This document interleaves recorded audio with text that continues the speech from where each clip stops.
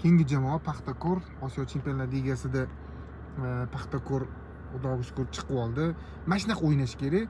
Muxlislar kutgan Paxtakor o'yini shu, muxlislar xohlayotgan o'yini shu. Hamma kommentlarda hammasida ko'rdinglar, hammaga yoqdi bunaqa o'yin. Bunaqa o'yin bo'lsa muxlislar qaytadi. Lekin transfer siyosatiga keladigan bo'lsak, men bilmayman kim transfer siyosatida, hamma qariyalar, kerak emas ikkinchi sort eronlik legioner.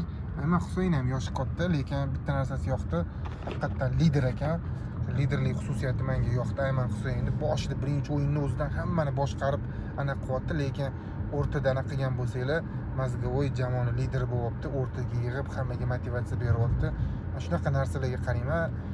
Paxtakor shunaqa o'ynasa muxlislar qaytadi, muxlislar o'yinga qaytadi. Elit Chempionlar Ligasida omad Paxtakorga, transferlar ham yaxshi bo'lsa, lekin bu yil chempionatda Neftchi sal kuchliroq deb bilaman. Biz Paxtakorga tushmayotgani, xafa bo'layotgani, bunaqa legioner, bunaqa pul sarflashlar menimcha shart emas. Chempionlikni bizlar O'zbekiston sharoitida men aytayapman, bitta futbol qutqarish yo'li, ushlab turish yo'li faqatgina o'yinchilarni sotish kerak. Paxtakor akademiya zo'r deyapman, lekin shans berilmayapti. Yana o'sha nasafdagi o'yinchilarni olib kelyapti, Iroqdan o'yinchi olib kelyapti, boshqa joydan olib kelyapti.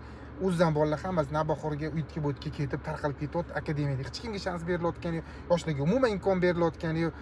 Oxir nima bo'ladi bilmayman. Mana sizlarga bitta misol beraman. Galatasaray, Fenerbahçe, Beşiktaş umumiy qarzdorligi 2 milliard bo'libdi. Zarar hammasi. Bular olib kelayotgan hammasi hype, PR, bir-biriga raqobat qilyapti, lekin umumiy olganda shunaqa zarar bo'ladi. Oxirida Paxtakor ham shunaqa bo'lmasin deyapman. Baxtimizga Jahongir aka